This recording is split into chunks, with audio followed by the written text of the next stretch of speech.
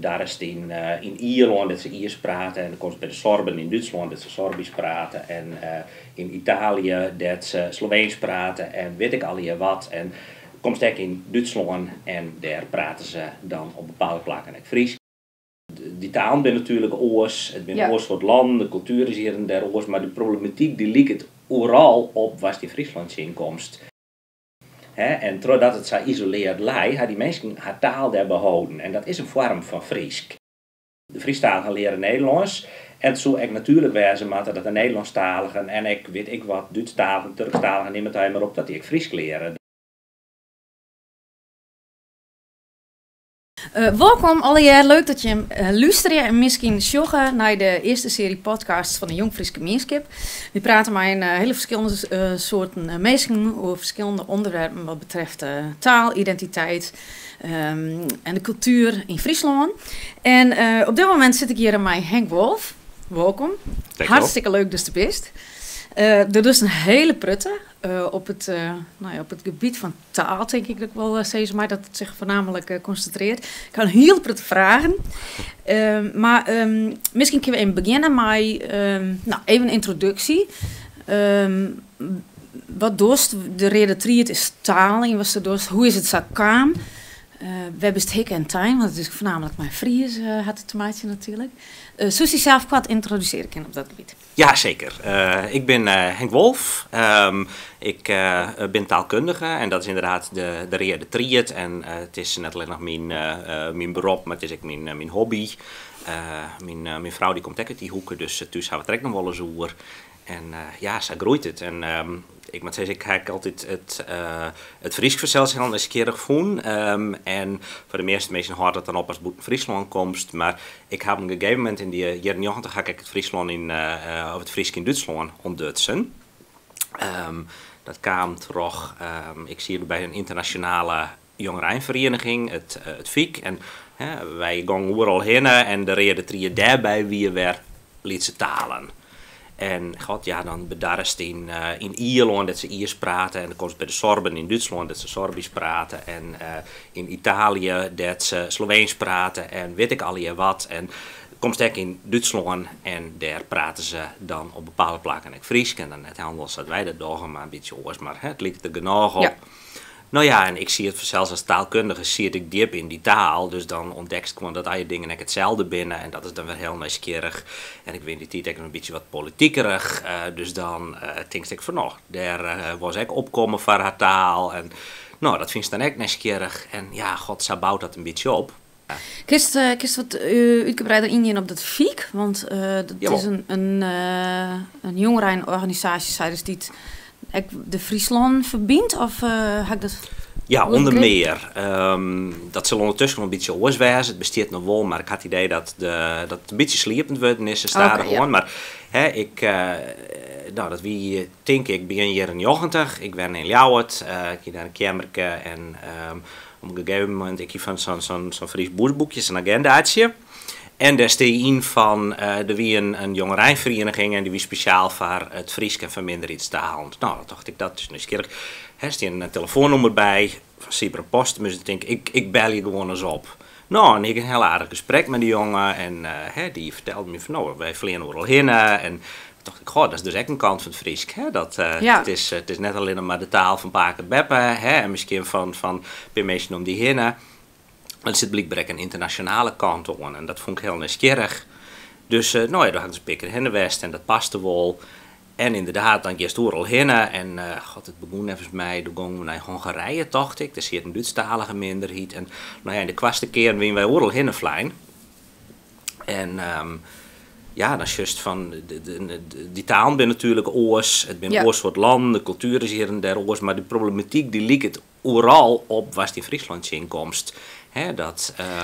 En dan had je problematiek, dus dat betekent, had het dan hoe dat omdat het minderheidstaal binnen, dat het toch lastig is om dat levend te horen? Of? Ja, zeker. Er is in heel grote gebieden het zien van dat het aan het uitsterven is. Nou ja, dat we in ieder geval in die tijd in Friesland nog helemaal net zo'n thema. Maar wel de stings van, nou ja, mensen doen dat was vervelend hoor, dat was labig hoor.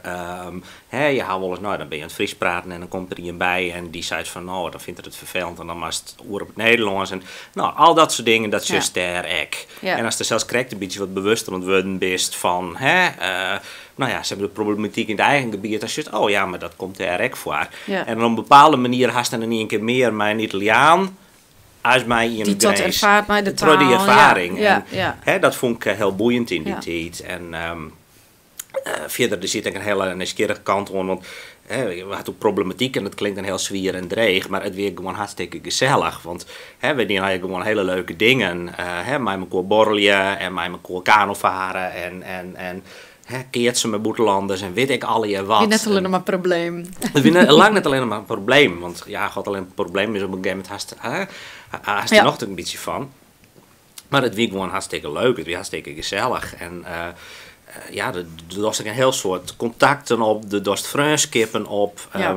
Ik denk mensen die ik nog van mijn werk aan ben, een heel soort van mijn vrienden, die komen uit die tijd. En ik zou dat iedereen onrieden. Het is nog een beetje sliepend en misschien maar een oorclubziekje, maar ik denk voor iedereen is het denk ik goed om, als er jong is, weet ik het, tussen de 18 en de 30, om gewoon een club op te zieken van mensen met dezelfde soort belangstelling, dezelfde soort hobby's en die daarbij aan te sluiten, want dit kan een investering voor het hele leven wezen. Nou ja, en er zijn meer organisaties die zich wat dat betreft op dat interfrieske richten natuurlijk. En die dan misschien wat meer actief binnen. Want ik weet, vanuit de Jong Frieske Gemeenschap ben we doen we ook wel mee aan bepaalde bijeenkomsten en dat soort dingen. En dat is wel dezelfde ervaring die ik ga inderdaad. Dus zei van, het is wel heel, het brengt hier wel een hele prettig rijkdom en heel prettige contacten. We kunnen het straks nog wel even verder houden. Was al je dorst op dat gebied van die taal. Maar eigenlijk in het verlengde hiervan komt dan voort dat wel een beetje dat onderwerp van het Zeelterfriesk naar voren. Want is in die tijd ook die interesse daar wekt. En want klopt het als je die derde nou op dit moment maar bezig was? Ja. Kun je eerst uitlezen, wat is het? We hebben het praten, want ik denk dat de hele prettige Friesen zich daar net van bewust zijn. Nee, dat is misschien wel mooi om mee te beginnen. Ja. Als nou een grens daar is, via de A-zone en door is het gewoon terug, dan komt het op een gegeven moment bij Nijskans. En dan is de grens en dan best in Duitsland. Nou, dan gaat die sneldik die nog een eindje terug. En dan toch wel. Ja, gelukkig wordt het weer wel. Daar is gewoon een heel eindje, nou ja, zeg maar, kanten van Oldenburg op. En dan gisteren de tunnel bij Leer. En op een gegeven moment bij de afslag Vilsum, de gisteren al. En daar is nog een liedseintje naar het zuiden. En dan komt ze op een gegeven moment in een gemeente en die heet op zijn Duits Zaterland. En in het Frieske dat dan Zeelterloon. Nou, en nou ben dat gewoon fjouwer, wat een beetje saai dwarpjes-ijs. Die ter ons een grote diek lezen. Maar heel lang wie dat echt een eilandje midden in de moerassen-ijs. Daar had je veen eromheen. En de mensen die konden er amper in of uit komen. Er roepen een riviertje terug, de Zeelter-ei. En dan kon ze maar bootjes in het noorden en in het zuiden kon ze eruit komen. Maar dat wie het dan ik wel. En doordat het zo isoleerd lijkt, had die mensen haar taal daar behouden. En dat is een vorm van Friesk. En we weten het net heel precies, maar we denken dat ergens in de middeleeuwen dat die mensen uit Eerst-Friesland kwamen. Dus in Eerst-Friesland in Duitsland, dat ze doen echt nog Fries praten.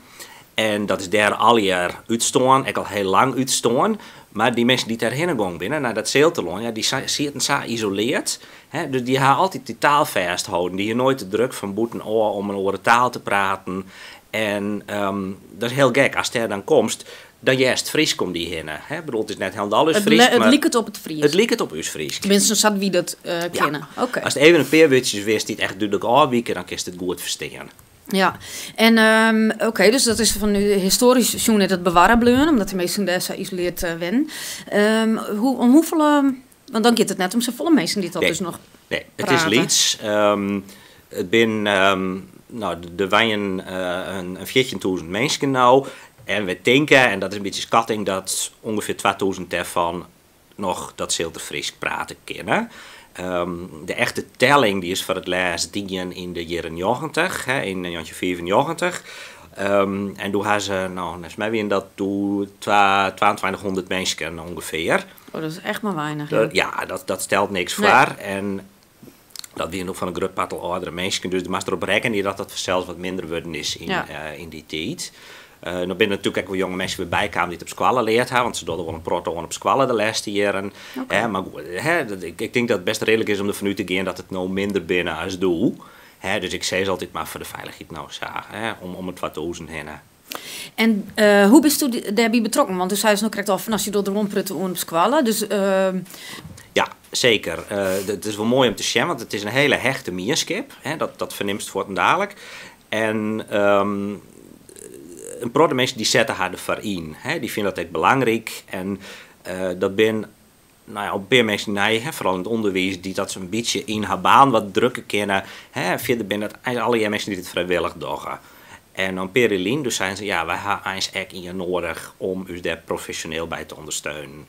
En dat is hier in Oost-Friesland, dat is zelfs helemaal geen thema. Ik bedoel, daar is de Tresor, daar is de Friese Academie, daar is de AFOK. Nou, nemen ze alleen maar op. De beroepsfries is hier een wut. Ja. Daar kist in Jild met het Fries verzinnen. En als je in Noord-Friesland komt, in het noorden van Duitsland, bij Denemarken, daar is dat extra, een beetje minder vier ontwikkelen, maar daar kan dat echt prima. Maar in het Zeeltelon, maar sinds 2000 sprekers, bestiert dat helemaal nog net. Het is echt vrijwilligerswerk.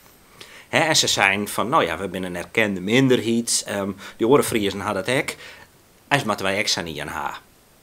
Dus doe mijn hele protte lobbywerk. Hij zei van me al kregen dat er een vacature kwam bij de Oldenburgische Landschaft. Dat is nou mijn werkjouwer. Ja? Hij zit in Oldenburg, maar die is verantwoordelijk voor de cultuur in dat hele gebied. Dat er dus een vacature kwam voor een hele baan. Van iemand die een professioneel, dwandehouden koe mij het ondersteunen daar van het Zeelte Friesk.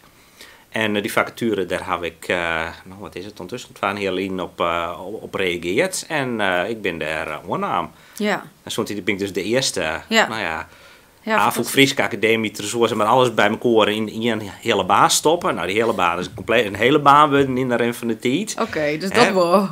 Ja, er is wat bijkwam, dus ik kon mijn oren bezigheden die kon ik op een gegeven moment stopzetten.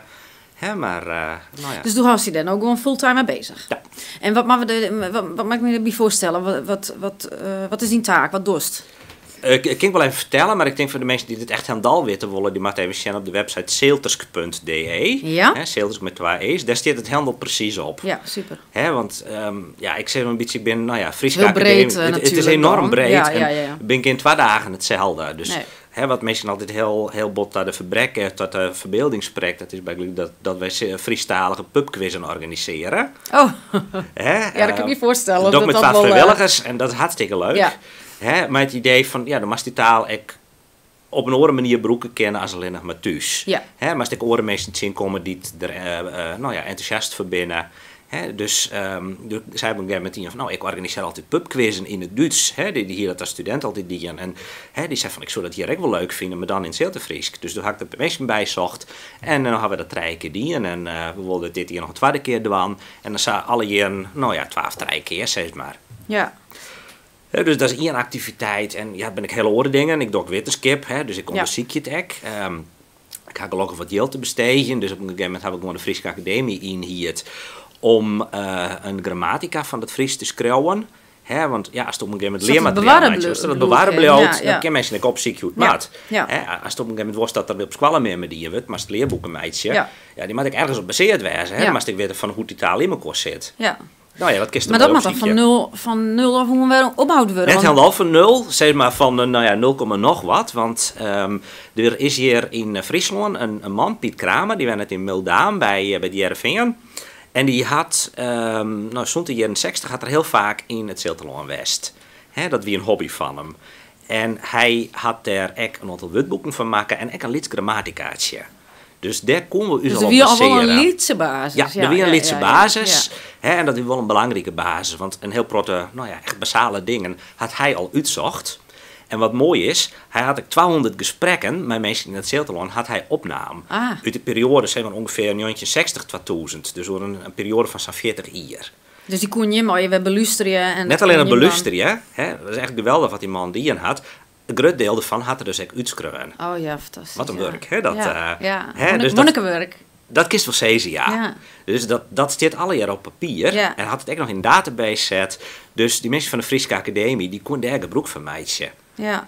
Dus Protte moest ze ik wel nijvregen, daar, maar zij konden dus echt gewoon in die gesprekken, daar gewoon naar luisteren, die transcripten lezen.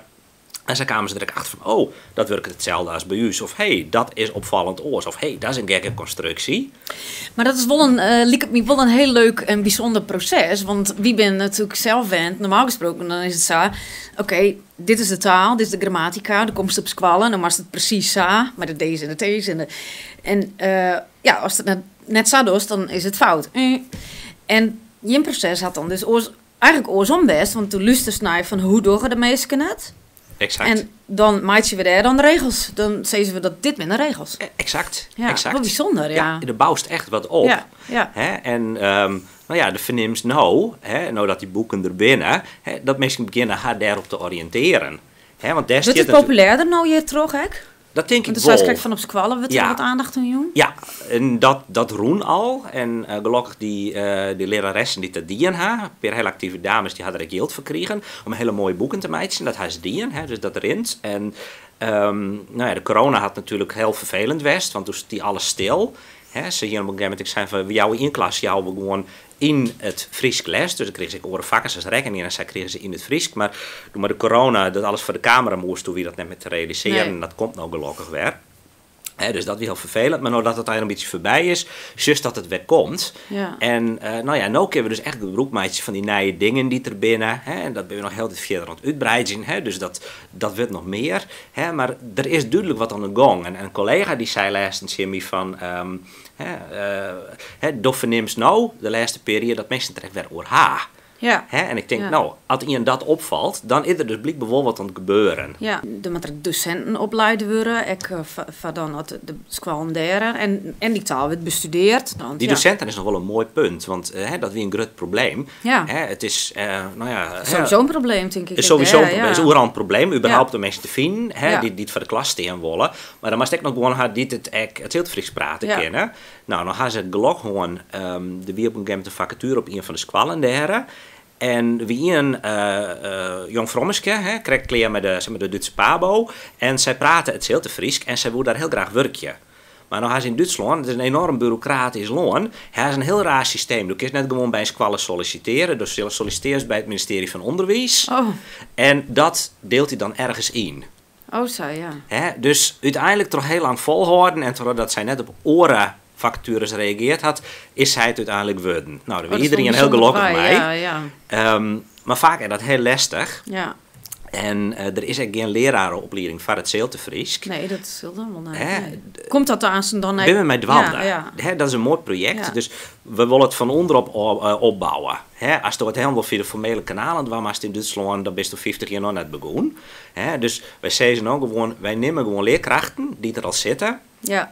En die het graag onderwijzen willen en die jou weer gewoon les. Ja. Of in de taal of in de didactiek ervan. Ja. Dus daar beginnen we mee. We hebben vrijwilligers, de gemeente die houdt ik wat deel van vrijwilligers die het op squallen Jan willen. Dus wij leren vrijwilligers op, bieden we cursussen voor. En ik ben al bij de Universiteit van Oldenburg en bij de NHL ben ik aan het praten, hier in Ljouwert, om te zien dat ik een soort van onofficiële lerarenopleiding opzetten kunnen. Ik heb zelfs 20 jaar voor de leraaropleiding Friesk in Ljouwert werken. Ja. Er wordt wat ondervinding in mijn naam. En ik denk, nou, als dat nou aan je mij neemt, en er is al die mensen die te verstaan van haar, die list mij elkaar een soort nijskwallingstraject opzetten. Ja. Of bijskwalling, of weet ik wat. Ken ik studenten Duits wezen die erbij doggen. Iedereen is welkom, maar die daar graag in het Zeeltel een werkje willen om Fries te gaan. En de zwaarste dat die een mogelijkheid hebben om die kennis op te doen. Ja. Ik denk, dan komt het al een heel eind. En dan zullen we letten wel eens dat er een soort officieel diploma omkomt te hingen of zo. Ja. Maar dan mag je in Duitsland vooral net op wachtje willen, want dat wordt eeuwig. Bureaucratisch. Het is een enorm bureaucratisch land, ja. Nou ben ik eigenlijk wel even benieuwd naar... Het klinkt als het kost heel veel werk en tijd en inspanning om die taal dus weer een beetje, om dat op deze manier om te pakken. Wat is die motivatie ervoor en wat is het belang ervan? Want ja, dan kun ik zeggen van, wat ik soms om je heen zelfs het Fries heb van ik bedoel door moeilijk oor. Maar waarom is het zo belangrijk om zo'n uiteindelijk hele Lietse taal, om die daar dan nog sabot voor in te spannen. Dat is een beetje advocaat van de duivel vraag natuurlijk. Ja, ik denk, omdat Stoot nog vragen, zit erop ingaan. Maar heel vaak hak ik van die journalisten van iemand voor de Duitse omroep en die stellen dat ook gewoon als een soort standaardvraag. Maar ik denk uiteindelijk, door snapt het al wel. Jawel, ja. Want door zegt hij echt het Friesk in. Ja. En wat ik dan zie die journalisten zeggen is van, als je het net snapt, kan ik het die echt net uitlezen. Nee, hartstikke wel gelijk in. En dat is hetzelfde, waarom zoest een schilderij van Rembrandt ophing je? En waarom gooit het net in de kachel? Of waarom vind je het belangrijk om te zwaren dat al je vogeltjes net uitstjeren? Of het is voor die diversiteit. Ja, precies. Uiteraard. En dat is natuurlijk één kant. Ja. En ik denk dat de meeste Friesen dat op een of andere manier wel onvelen. Ja, en absoluut. Dat is echt die ondervinding die ik ga met die contacten met het Fiek. Of de hele wereld met de mensen die dat wel onvelen, die dat belangrijk vinden. Wat dat betreft komt ze eigenlijk weer in dezelfde, was toen het begin al zei, dus van die binding die stond dus maar die mensen in die Oren Friesland of in Orenboetenland vielst. Er zijn meer verschillende plakken op de wereldwedstrijd, dus minderheidstalen spreken. Dat is haast net uit te lezen dan, om die meerderheidstaalsprekers. Van wat het belang daar dan van is en waarom het dan zo belangrijk is. Het komt uiteindelijk echt op gevoel om naast die feitelijke diversiteit en historische waarde. Dat is dan al wel uitlezen. Ja. Maar dat gevoel, dek is er maar uitlezen, maar inderdaad dat gevoel verschilt heel bot. Ja? Want er ben ik een heel paar mensen die het wel begrijpen. Een van de eerste dingen die ik die weer op een gegeven moment zitten we in de coronatijd. En dus zei iemand van, kunnen we net een soort wedstrijdje meidje om een naam te bedenken van het moeilijkap in het Friesk. Dat we correct een nij ding op dat moment. Mensen begonnen daar correct toe te praten. Nou, lijkt me een goed idee. Gaan we een wedstrijd van maken. En op een of andere manier alle Duitse media hadden het oppikt. Ik denk, dit is wat heel lullig. De oude kranten dat het alle weken. Maar daar weer dat blijkbaar wat heel bijzonders. Dat hebben we door die. En door degene die het woon had, die kwamen daar helemaal net bij. Die waren in Beieren. Dus in eerste Rijk. Echt helemaal in het zuiden van Duitsland. En die hier hem zelfs gewoon met een wutboek en met het oude grammaticaatje van Piet Kramer, hier hij hem zelfs dat Fries gewoon leert. Ja, prachtig. Nou, dat is toch mooi. Ja. Dus binnen overal wel mensen die het wel begrijpen. Ja, nee, dat is. Ik zou dat merk ze niet in. Alleen het schept dan toch uiteindelijk wel een baan, hè? Dat je, dat ben gewoon meer gebieden. En wat dat betreft is het in Friesland, is het ook nog wel, leidt het ook vaak nog wel oors, omdat heel veel Friesen ken ik wel Nederlands. Dus stel dat zij met Zilte Fries ik zou wezen en dan oorsom. Tuurlijk. Maar het liep het net op elkaar. Dus het Zilte Fries liep het op Fries en net op Duits neem ik dan. Ja, god, wat is liep je op een gegeven moment? Het liep het al wel op elkaar, maar het liep op een bepaalde manier meer op ons Fries als op het Duits. Ja. Even, du hast verteld, ik krijg al over van, du bent heel lang betrokken geweest bij de opleidingen Friesk en studies. Kun je daar wat over vertellen? Wat is die idee bij hoe het er op dit moment voor staat? Ik merk zelf om je heen dat is eigenlijk wel een beetje wat ik zei toen het Zilte Fries van daar komt hij niet eens, maar er is wel belangstelling voor. Ik hou me heen toch wel het idee dat de meesten ook wel wat meer interesse krijgen van oké, maar het Fries op squalen, er steeds meer mensen zeggen hey, maar eigenlijk wordt er net zo heel veel die in buis drachten op squalen, net zo heel veel. Dus het wekt de belangstelling van de meesten toch ook wel weer een beetje van gebeurt er wel wat om en wat gebeurt er dan? Kist daar nog wat over vertellen? Bist er nog bij betrokken bij hier in Friesland of bist alleen nog maar bij het Zilte Fries? Ja, om met het laatste te beginnen. Ik had daar nou een volslaande baan en ik ben graag horen dingen dan. Ik bedoel, ik ben graag tunkje en we zijn aan het verbouwen en dus die andere dingen die staan even een beetje stil. Maar zelfs ik had er heel lang middenin zitten. Ja. Dus daar komt ze natuurlijk nooit helemaal van los. Ik vond het altijd wel belangrijk dat het Friesk echt wat om me hakken hier in het onderwijs. Door kist in die eigen taal net ontwikkelen je altijd net een stukje onderwijs bij komt. Mensen zeggen wel eens voor de grap van Friesen ben net tweetalig, maar oordeltalig.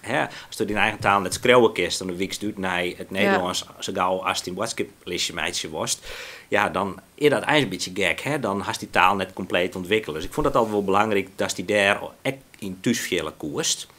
En ik vond het altijd wel belangrijk dat het Fries de taal van iedereen in Friesland wie. En daar ben ik nou in het Zeelterland echt mee aan de gang. Dat mensen een beetje loskomen van het idee van de mast uit Noorden Frieske of Zeelte-Frieske familie komen om het te praten. Ik denk het jet er gewoon bij. De Friestaal gaan leren Nederlands. En het zou ik natuurlijk wezen maar dat de Nederlandstaligen en ik weet ik wat Duitsstaligen, Turkstaligen, neem het maar op dat die ik Fries leren. Dat iedereen die je werkt in ieder geval tweetalig is. En ik denk, daar kan Fries op squallen ook om bijdragen. En dat vind ik heel belangrijk. En ben ik heel blij met Arno Brok, de commissaris van de Koning. Die het ergens uit, weet ik het, Rotterdam, waar komt die man bij? Ergens uit Zuid-Holland komt. Maar die had altijd heel greep Fries praten. En hij doet het ook heel vaak. Praat beter Fries dan ik. En hij komt er altijd voor op. En dat vind ik mooi. En ik denk dat is een heel goed voorbeeld. Ja. En misschien ben ik zo'n soort van voorbeeld in het Zeelterland van iemand die het van boeten komt en die daar geregeld de taal van die mensen praat. En ik denk dat is echt goed. Dan leest ik zien dat het net alleen nog, zoals ze in de wetenschap nemen, etnisch is. Dus iets dat via het mem op een baan oorgeet en daar nooit boeten komt. Maar dat het echt gewoon de taal van een meerskip, van een dorp, van een provincie wezen kan. Ja, en dat in plaats van dat het oorsom is, dat is het eigenlijk altijd wat ik dus wend ben, totdat ik me daar bewust van word. Dat is automatisch ook in het Nederlands. Als zelfs hier, ik ben nog in Drachten in de winkel. Ja, ik ga er altijd automatisch vanuit iedereen praat Nederlands. Ja, terwijl dat moet eigenlijk met die bewustwording, mij dat wel eens oorsom. Ja. Want dat hoeft helemaal niet. Nee. En, daar kan ik nog wat leuks over vertellen, want we zijn mijn project aan de gang. Dat is een Europees project, het Listen-project. Oh, ja. En dat gaat erom dat mensen daar over nadenken van wat voor taal broek ik nou eens en wat zou ik eens het liefst praten willen. Precies wat er nou beschreeuwt. Ja, dat is die net automatisch verbrekst. Dat is die net, het kan wel, maar ik kies er in ieder geval even naar nadenken. Ja. En soms kan ik best een beetje raar wezen, dus juist die voor die weet ik het, die zwart. En dan denk je heel vaak, die zullen ook in Fries praten, maar dat hoeft natuurlijk helemaal net. Nee. Of iemand die praat met een Nederlands accent weer, waarom ik denk, die zullen we wel net verstaan, maar misschien wil die het dus wel heel graag leren. Ja. Nou, in Friesland is de AFOK daarmee aan de gang en daar hebben we ze bij ons letten bij dat project. En het rint in alle Europese landen, in gebieden dat ze dus een eigen minderheidstaal hebben, streektalen, weet ik wat. Die ben verbonden in dat Listen-project? Ja, ik ben verbonden in dat Listen-project. Oké, dat is wel heel interessant. Ja, ik had er wat van jet. Maar... En dat doen we nou in het Zeelterland dus ook. Oké, ja. En ik heb op een gegeven moment als afvallen te dwan. Ik zei van, ik ga wel de boekjes hakken uit het Fries in het Duits oerzetten. Dat we die daar broeken kennen. En al het materiaal een beetje aanpast. Maar ja, om al die cursussen ik nog te jan van die mensen. Ik zei, dat wil me een beetje te volle. Dus daar kan mijn baas vragen. Hebben we nog een beetje budget dat we nog hier bij in hier? Nou, zei dat kan wel. Vreeg je maar even een paar, hoe neemt dat van die prijs op? Je hebt op. Nou, dat had ik die in. En ik koel het Celine Kalsbeek, wie een collega van me in Grijs. En die koel ik al heel lang, ik via het FIEK. Dus die had ik op een gegeven moment vragen van, hey Celine, je hebt een projectbureautje. Dat doet al je leuke dingen, kun je het goed organiseren. Zo zou dat misschien ook in Zeelterland willen. Wat was er dan voor haar? Kist er daar een paar prijsopjesten van meidje? Nou, dat woezen we wel. Dus nou hebben we hebben we dus nog in Friesland. Hebben we naar het Zeelterland halen om daar mee te werken aan die taal. En zij zullen dus haast net mij een jontje van die trainingen, van die cursussen Jan.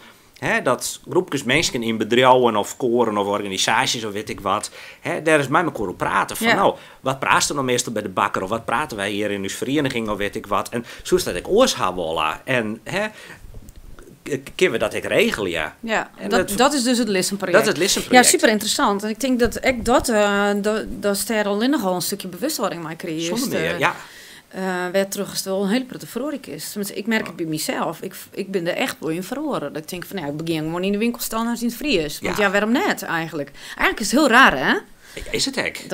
Ik had het hek gewoon, ja. Dat is, en dat, ik ben in Ljouwen, dus dat weer nog wat ingewikkelder. Hè? Maar hier in Drachten, ik ben natuurlijk een heel grote mensen die het in ieder geval het Fries wil verstaan. Ja, zeker. En wat ik merk is dat ik eerst... misschien had ik wel een beetje maar de opvoeding te krijgen. Want er was wel heen en fatsoenlijk. En dat hij net versteert. En dan... ik merk toch wel dat... en er ben ik mensen. En daar ben ik dan soms ook wel versteld van. Ik denk, maar diegene die jou duidelijk ongeveer... ik versteer het wel. Maar ik kan het alleen net praten. Ja. Nou, en dan... Dan moest even nog wennen. Want dan praat ik geen Nederlands zien die in de praat Fries weer waarom. Dat vond ik in het begin wel een beetje een bijzondere situatie. Ja. Maar dat gaat prima. Ja, er mag er even om wennen. Want het is natuurlijk wat onnatuurlijk op een bepaalde manier. Hè, maar het draagt er natuurlijk wel daarbij dat die oren in ieder geval echt meer fris jet. Het misschien op een gegeven moment echt wel begint te praten. Dat ga ik ook wel mij maken. Ja, nou ja, dat is natuurlijk wel een bepaalde drempel. Dat echt spreken van een naaie taal. Dat is natuurlijk een drempel die je wel even ondermatten. Maar ja, dat is wel... Dus, en wij kunnen meestal daar informatie over vinden, hoe dat Listen-project. Want dat is wel, ik denk dat het van heel veel mensen wel nieuwsgierig is. Ik via mijn website, seelters.de. Daar staat onder projecten, staat daar, zeg maar, alle projecten die aan heb. En daar staat het Listen-project ook bij. Ja, leuk. We kregen een mooi filmpje maken. Daar vertellen Celine en Mirjam Vellinga van de AVOEK. Die vertellen er ook nog wat over. Ja. En nou ja, die te meer weten wel. Celine, haar mailadres zit erbij. Die kan even heel sturen. Ja, volgens mij heb ik dat filmpje voorbij komen. Maar ik een aantal filmpjes van die waarin is het... er waren hele grappige filmpjes trouwens. Waarin is het... van een Celine dacht ik. Waarin is het Stavering, Frieske Stavering. Dat is al heel maar Omroep Friesland weer dat, denk ik? Of? Ja, dat weer bij Omroep Friesland. Ja, god, hoe lang is dat lien? Dat is, nou... In ieder geval meer dan CNI, misschien nog wel langer. Oké, in het oude filmpjes. Ja, hele leuke, grappige filmpjes hoe de Stavering en... Ja, ik denk dat dat soort dingen van meestal... Ik ga zelf kwartlien dan de cursus... De basiscursus Fries schreeuwen die in. Ja. Kijk, was de correct zei van ja, ik had op school wel eens een Fries boekje geleerd. Of lezen. Maar ik ben eigenlijk analfabeet in mijn taal. Ja. Dat is... ik vind het wel... Soms vind ik het wel zorgelijk ook... Dan zorg mijn zoontje 6 en die zit op een basisschool. Ja, dat is weinig goed Fries. Ja. En terwijl het... er ben wel bepaalde doelen stelt. Zat ik begrepen voor 2030 volgens mij. Ja, ik ben daar net zo heel gelukkig mee hoe dat al hier gongen is. Oké, We hier in 2005, we moeten meestal zo'n protestactie van, toen ben de doelen van het Frieskindonderwijs ben verlegen. Die weer van die tijd die gelijk aan het Nederlands. Nou ja, dat gaan we nooit een keer hellen. En dan op een gegeven moment zijn we meestal realistischer. We verlegen ze met het idee van, nou dan in ieder geval, dan kunnen we ze hellen, maar dat is natuurlijk nooit een keer gebeurd. En nu wordt het verschil hier op een lange baascode. In 2030 moeten die ondertussen dus verlegen doen, want een keer hellen we, ja... ik merk het wel, daar is net zo heel positief hoe dat niveau van het Fries is. Op wat de ben op school leren. Dat merken we al jaren in de praktijk. Dat merken we al jaren. Als ouders merken ze dat in de praktijk. Ik denk wel van, als een vak als Nederlands of Engels of wiskunde, als dat zo lang achterblijven zo bij de doelen, dan moeten ze daar al lang een echt plan van aanpak opzet hebben. Ja. En dit is alle jaren een beetje pap en nat houden, vind ik. Ja, nou ja, maar dat zullen we natuurlijk net alleen maar met Fries op school. Dat is juist op meerdere gebieden, helaas. Met de tolken, wat er nou natuurlijk op de Rijksuniversiteit Grains gebeurd is met de hoogleraarschap. Dus ja, wat dat betreft, met een pruttenmeester die zwaar denk ik wel dealen. Alleen ja, de orenkant... Ik weet niet hoe stuur daar naar Jos, maar ik merk wel dat er echt wel weer een beweging ontstaat. Dat mensen denken van ja, maar het wordt nou dus wel urgent. Ja. Dus door die cursussen en ben daar maar bezig. Op een gegeven moment dat mensen echt beginnen te vernemen dat het kniept, dan komen ze in actie. En ik denk dat we dat nou joggen. En op een bepaalde manier is dat goed, want dan gebeurt er eens een keer wat. Aan de andere kant is het echt wel een soort bewijs van dat het eigenlijk net zo heel gunstig lijkt. Ja, als vakant dat doet, dat weet ik ook net. Dat is heel van een heel groot part van u zo hing je. Van de mensen die oren aanvieteren om wat te doen. Maar de politiek moet het op een gegeven moment echt willen. Ja, en daarin ben ik bang dat er soms ook wel een soort van berusting ontstaat. Want ik vreeg het om je heen ook wel eens. Van ja, hoe zit het dan met die band op school, met bijvoorbeeld de Friese taal? Ja, meestal de ouders die ik dan jaren zeggen van ja, wat kun je er aan? Ja. En ik probeer dat dan zelf wel de vragen ernaar en van ja, wat doe je er dan hoe? Maar er had soms ook wel eens het idee van ja, wat kan ik daar aan? En dat vind ik ook wel eens wat lastig. Ja. Maar je bent er natuurlijk professioneel mee bezig. Ik denk dat voor een pruttenmeester natuurlijk gewoon had je baan en dan is het natuurlijk lastig om. Maar wat ik vertelde over het Listen-project, ik denk dat ook wel heel in de basis heel grote verhoring teweeg brengen. En dat mensen zich daar al nogal. Zeker. Maar beginnen. Ja. Meer broeken. Het is wel heel goed. We hebben denk ik in ieder geval alle ambtenaren, alle oerheden in Friesland, is ons aan training van het listenproject Meidewaan zoen. Ja. Dat gewoon alle ambtenaren op een gegeven moment erop praten zoen van, ja, wat praten we nou eens? Ja, we doen vergaderingen altijd in het Nederlands, maar als ik daar nog Fries praten zou, is dat dan een probleem? Nou, waarschijnlijk in de meeste gevallen helemaal net. Nee. Zo is dat wollen, ja, eens wol. Nou, doe dat dan. Ja. Maar dan komt het een beetje los van dat automatisme om altijd automatisch Nederlands te praten. Ja. En ik denk, als mensen dan in zijn vermidden komen, dat ik gewoon verschillende talen door elkaar heen gebroekt worden. En dat ik naast Fries en Nederlands ken dat ik stellingwervers of beeldwezen of stats. Ja, dat is natuurlijk ook nog... Dan ontdekken ze echt van dat het net is het Nederlands boppen, al die horentalen, maar dat het alle jaar gelijkwaardig is en dat het gewoon in eigen praten kist. Ja. Hoeveel talen praat u zelf? Ja, dat vreeg mijn baas me les en ek. En dus zei ik van, ja, kun je het zelf beantwoorden? En hij zei van, ja, ik kan het wel beantwoorden. Hij zei, twa. Ja, ik zei, maar wanneer kun je een taal praten? Wat mag er dan in dwang kennen? Mag zonder fouten over die vakgebied praten kennen? Of is het genoeg dat zeg maar, mijn fouten koffie bestellen kist en dat is dat ik echt krijg? Ja, oké, ja. Daar is de onderschiet in meidje. Er is heel wat de onderschiet in meidje. En ik denk, er zijn stickers wat die kind zonder al te volle problemen wil praten. Fries en Nederlands natuurlijk en Duits en... Noord-Fries red ik me ook wel aardig mee. En dan is een hele prot en daar kan ik best een gesprek in vieren. Maar om te zeggen dat het zonder fouten gaat, of dat ik over elk onderwerp praten kan, dat is een heel oor verhaal.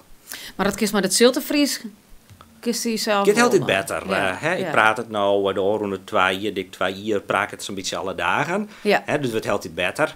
Maar ik mag nog best geregeld dingen opzieken. En dan gaat ze dus nog het Noord-Fries. Ja, dat heb ik al betierder geleerd, dat we in de fiktijd. Dus daar kan ik me wat beter mee redden. Maar het lijkt het sabot op het Zilterfries. Dus op een gegeven moment begint die twee om elkaar heen te smiepen. Oh ja. Maar het lijkt het al jaar... lijkt het op kwam, dan lijkt het me. Ja, ik zeg dat het Zilterfries zit een beetje tussen die oren 2 in. Op elkaar lijkt het er tussenin.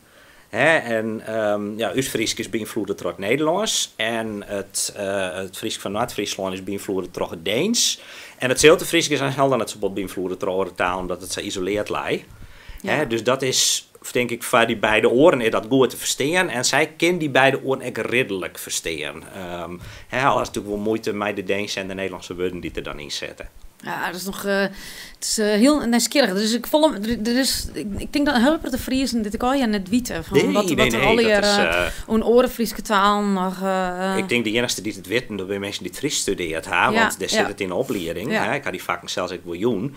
Maar verder, het is echt een goed bewaard geheim. Ja, het hier nieuwsgierig.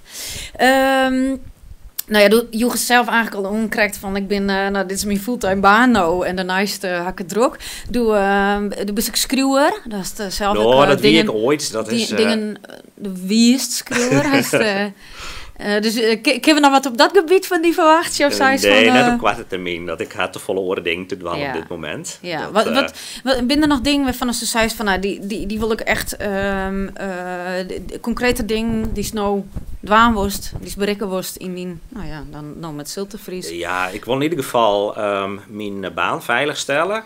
Dus dat draait alweer op subsidies, dus op een gegeven moment houdt het op. En, iedereen is van goede wil, maar het mag nog. En ik wil graag, we hadden al gepraat dat ik neem Michels en Celine bij elkaar neem ik naar het Zilterskantoor. Dus zeg maar het Zilterfrieske kantoor. Dat we dat uitbouwen tot een soort van taalinstituutje. En een zeg maar AFOEkje, Fries academietje.